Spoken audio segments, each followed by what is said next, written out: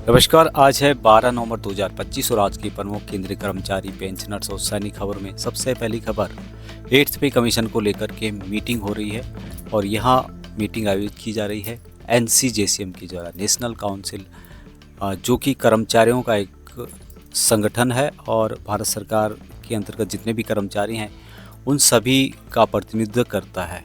यहाँ पे आप देख रहे होंगे शिव गोपाल मिश्रा सेक्रेटरी, उनके द्वारा लेटर जारी किया गया NCJCM 2025 8th पे कमीशन को लेकर के। All standing committee members of the national council side staff JCM, dear comrade, as you aware that the notification regarding the formation of the 8th pay commission has been issued by the government of India via its gazette notification dated 3/11/2025। यानी कि आपको पता होगा कि भारत सरकार के द्वारा 8th पे कमीशन को लेकर के गैजेट नोटिफिकेशन जारी कर दिया गया है। Hence, it has been decided that the meeting of standing committee members of National Council JCM regarding of discuss related to 8th CPC matter to be held on 15 November 2025 at 11 AM at the Secretariat of National Council JCM 13C Firoz Shah road, new Delhi. अभी 8th पे commission के अंतर्गत जो भारत सरकार के द्वारा gadget notification जारी किया गया है उसी को लेकर के 15 नवंबर 2025 को फिरोज शाह रोड, न्यू दिल्ली, जो कि सेक्रेटरीट नेशनल काउंसिल स्टाफ भवन है, वहाँ पर मीटिंग होने वाली है। इसमें डिस्कस किया जाएगा जो भी मैटर्स हैं, चाहे पे फिटमेंट फैक्टर हो, चाहे कमीशन से लेकर के जो भी बातें हैं उन पर यहाँ पर डिस्कशन उस पर होगी। और जो भी इश्यूज हैं, चाहे TOR को लेकर के हो, जैसे कि आप यहाँ पे देख पा रहे होंगे 69 लाख पेंशनर्स को झटका, क्योंकि सरकार ने जो TOR है, टर्म ऑफ रेफरेंस में कुछ चेंजमेंट कर दिया था, उसको लेकर भी यहाँ पे बात होगी। फिटमेंट फैक्टर को लेकर के यहाँ पे बात होगी। लेटर शिव गोपाल मिश्रा सेक्रेटरीट और जितने भी नेशनल काउंसिल स्टाफ साइड के मेंबर्स हैं उनको लेटर लिखा गया है। दूसरा अपडेट पूर्व सैनिकों के लिए लाइफ सर्विस से रिलेटेड है। Information for veterans at Bengaluru area, Bengaluru area से अपडेट है और यहाँ पर लाइफ सर्विस मेले का आयोजन किया जा रहा है IAM अकाउंट सेक्शन में, जो कि SBI air cargo complex on 14 नवंबर को institute of aerospace medicine IAM Bengaluru में सुबह 11 बजे से लेकर शाम को 15 आवर तक।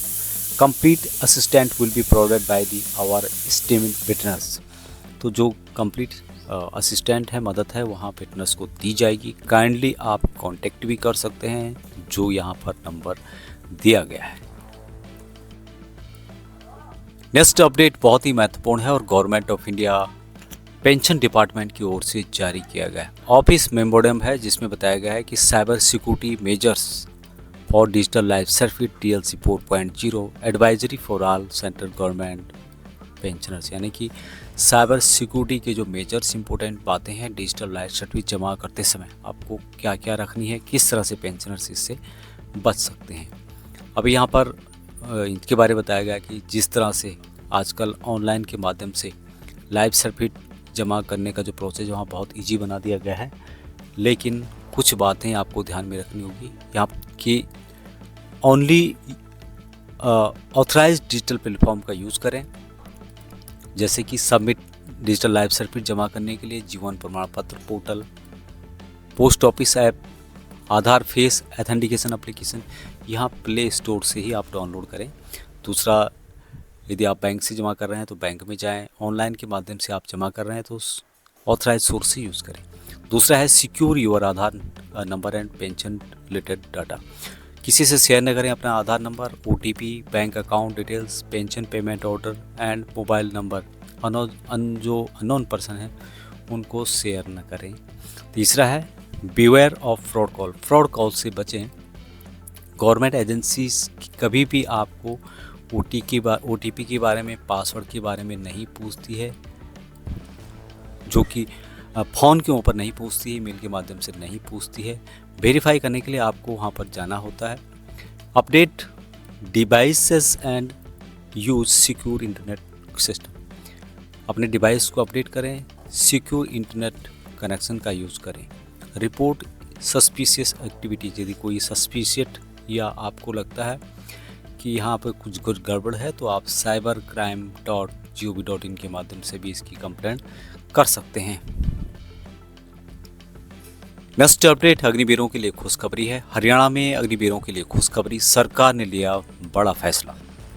तो ये जो सरकार के द्वारा नोटिफिकेशन जारी किया गया, जिसके अनुसार अग्निवीर को ग्रुप बी और ग्रुप सी श्रेणी के पदों के लिए निर्धारित ऊपरी आयु सीमा में 3 साल की छूट दी जाएगी। इसके अलावा अग्निवीरों के पहले बैच को विशेष लाभ देते हुए 5 साल तक की आयु सीमा में छूट देने का प्रावधान रखा गया है। हरियाणा सरकार का यह कदम भूतपूर्व अग्निवीरों के लिए सरकारी नौकरियों के लिए एक तोहफा हो सकता है। तो यहाँ पे आप इससे संबंधित डिटेल्स देख पा रहोगे। Age relaxation in direct recruitment of x Agniveer 11 नवंबर 2025 को लेटर जारी किया गया, जो कि हरियाणा गवर्नमेंट की तरफ से है। नेक्स्ट अपडेट पूर्व सैनिकों की भर्ती से रिलेटेड है और डीएससी की भर्ती जो कि 17 से लेकर 19 नवंबर को केआरसी यानी कि कुमाऊं रेजिमेंटल सेंटर रानीखेत में आयोजित किया जाएगा। सिपाही जीडी और सिपाही क्लर्क की यहाँ पे वैकेंसीज होगी। तो कुमाऊं रेजिमेंट की जो भर्ती है, जिसमें कि जनरल ड्यूटी के लिए 30 नवंबर 2023 से लेकर 31 अक्टूबर 2025 तक सेवानिवृत्ति हुए 46 साल से कम आयु के अभ्यर्थी भाग ले सकते हैं। वहीं जो सिपाही क्लर्क एसटी है, उसके लिए 30 नवंबर 2020 से लेकर 31 अक्टूबर 2025 तक सेवानिवृत्ति हुए पूर्व सैनिक भर्ती हो सकते हैं। सेवानिवृत्ति की जो आयु है वह 5 साल से ज़्यादा नहीं होनी चाहिए। भर्ती के लिए अभ्यर्थी की आयु 48 साल से कम और मेडिकल कैटेगरी से 1 होनी चाहिए।